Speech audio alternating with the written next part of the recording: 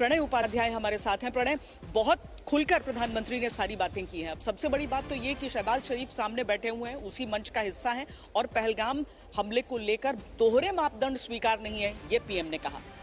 बिल्कुल श्वेता, और अगर आप देखें प्रधानमंत्री के पूरे भाषण के अंदर तो करीब 9 बार टेरर या आतंकवाद शब्द का जिक्र आया है। यह निश्चित रूप से बताता है कि किस तरीके से भारत इस विषय को प्राथमिकता देता है। साथ ही अंतर्राष्ट्रीय मंच के ऊपर जहां दुनिया के इतने सारे देश सामने बैठे हों और खासतौर पर पाकिस्तान के प्रधानमंत्री बैठे हों, वहां पर उस समय प्रधानमंत्री का यह कहना निश्चित रूप से यह बताता है कि भारत की न केवल प्राथमिकता है बल्कि ये एक रेड लाइन है जिस पर हम कहते हैं जो जीरो टॉलरेंस की पॉलिसी है भारत की। भारत इस मामले पर समझौता नहीं कर सकता है, ये यहां से स्पष्ट होता है। लेकिन प्रधानमंत्री का पूरा भाषण यदि पूरा संबोधन यदि आप देखें तो उस भाषण के अंदर आपको केवल आतंकवाद का मुद्दा नहीं दिखेगा। एससीओ को लेकर हमारी परिकल्पना क्या है, हम एससीओ को किस तरीके से देखते हैं, जहां पर सिक्योरिटी, चूंकि सिक्योरिटी केवल भारत के नजरिए से नहीं, भारत तो 2017 में इसका सदस्य बना श्वेता, लेकिन मूलभूत रूप से 2001 के अंदर जब इस संगठन की नींव रखी गई थी तब भी सिक्योरिटी एक अहम एस्पेक्ट था, एक अहम पहलू था इस संगठन का। तो प्रधानमंत्री ने कहा कि एससीओ यानी सिक्योरिटी, कनेक्टिविटी एंड अपॉर्चुनिटी, यह भारत का दृष्टिकोण है इस एससीओ को लेकर।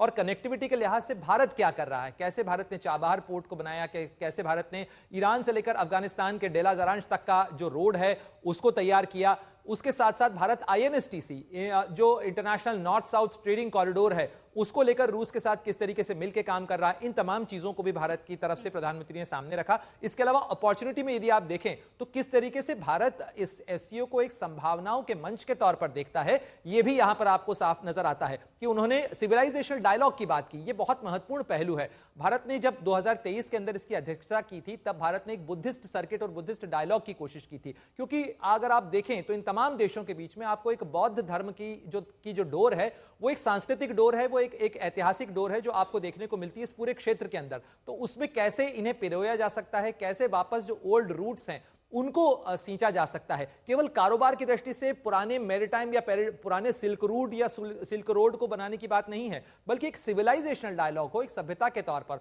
और खासतौर पर चीन की जमीन से उनका यह कहना यह बताता है श्वेता कि जो चीन कहता है कि हम दो सबसे पुरानी सभ्यताएं हैं, तो सभ्यताओं के बीच में संवाद होना चाहिए, सभ्यताओं के बीच में जो है विवादों को सुलझाने का मैकेनिज्म होना चाहिए। यह भी बड़ा संदेश वहां से आपको प्रधानमंत्री के भाषण में नजर आता है। लेकिन अगर प्रणय, अगर वो कनेक्टिविटी पर ये कहते हैं कि संप्रभुता का उल्लंघन अस्वीकार्य है, तो ये किसके लिए है संदेश?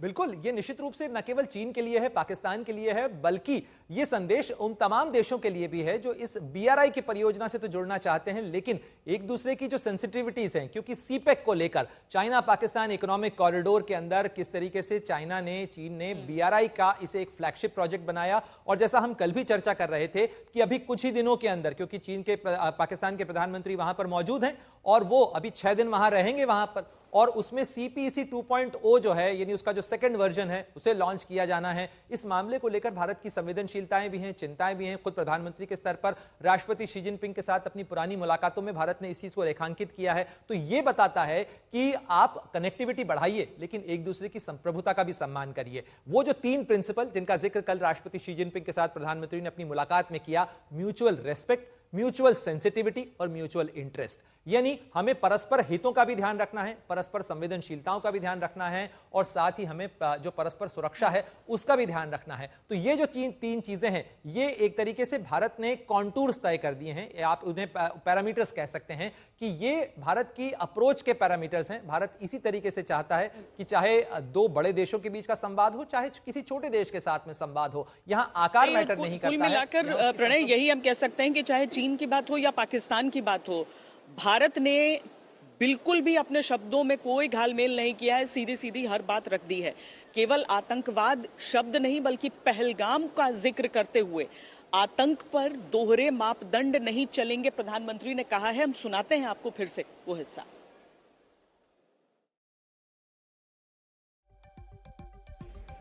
एक्सेलेंसी, भारत पिछले 4 दशकों से निर्मम आतंकवाद का दंश झेल रहा है।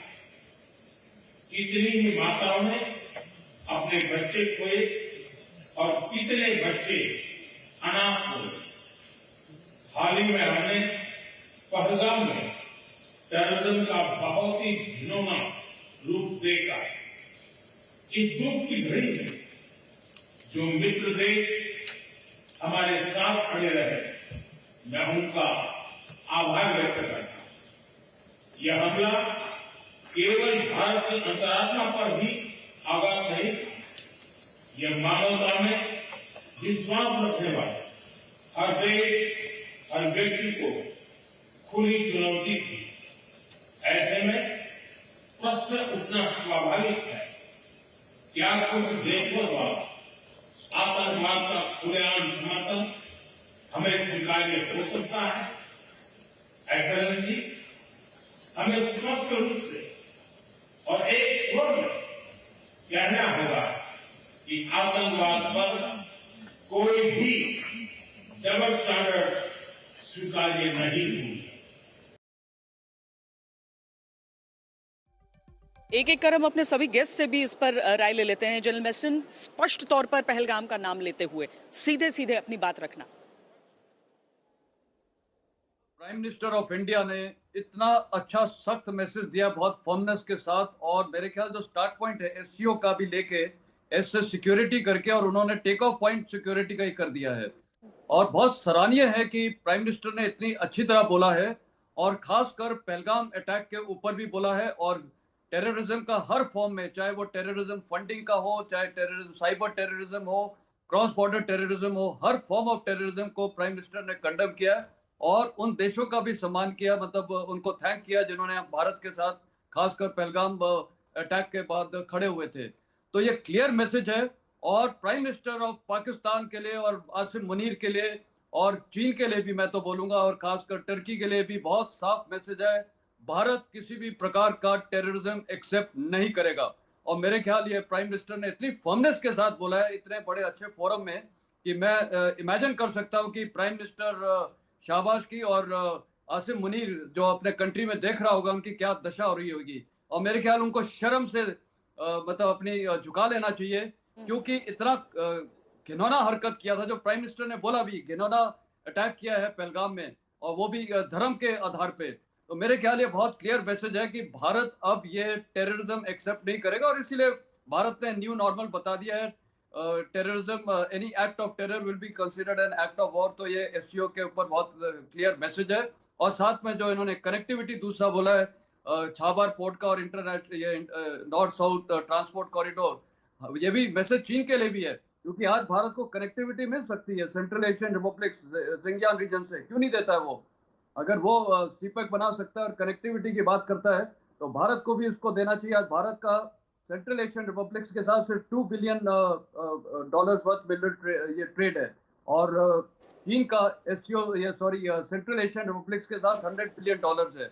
तो आज भारत को इतना लंबा वो रास्ता लेना पड़ता है बाय सी, और फिर वहां से छाबार से और अफगानिस्तान और सेंट्रल एशियन रिपब्लिक्स के लिए, तो क्यों नहीं ये चाइना हमें यहाँ से अपने टेरिटरी से कनेक्टिविटी दे सकता है। अगर नथुला में वो चाहता है कि हम उसको एक्सेस दे दें कलकत्ता पोर्ट तक, तो क्यों नहीं वो हो सकता है? तो मेरे ख्याल प्राइम मिनिस्टर ऑफ इंडिया ने बहुत क्लियर मैसेज दे दिया है, और ये साफ दिखाता है कि भारत का नेशनल इंटरेस्ट हित में रखते हुए प्राइम मिनिस्टर ऑफ इंडिया ने इतने अच्छे एससीओ फोरम में ये साफ लफ्जों में वर्णन किया। श्वेता।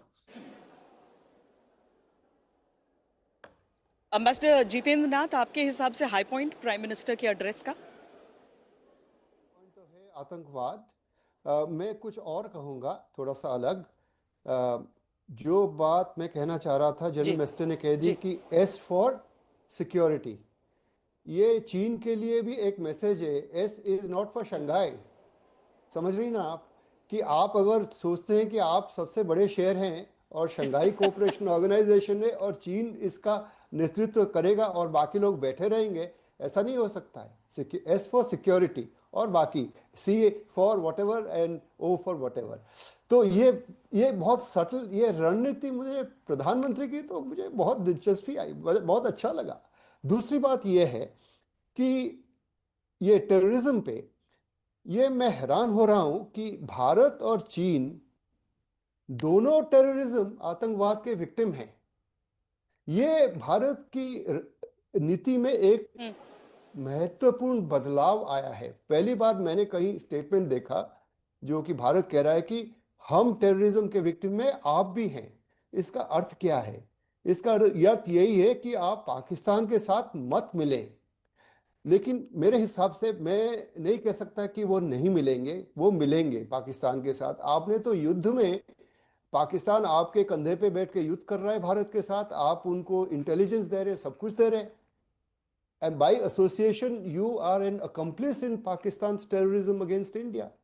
टेररिज्म का भी साथ दे रहे हैं बाय बाय एसोसिएशन। तो एफएटीएफ की बात हुई, वो सब कुछ नहीं होने वाला है मेरे हिसाब से।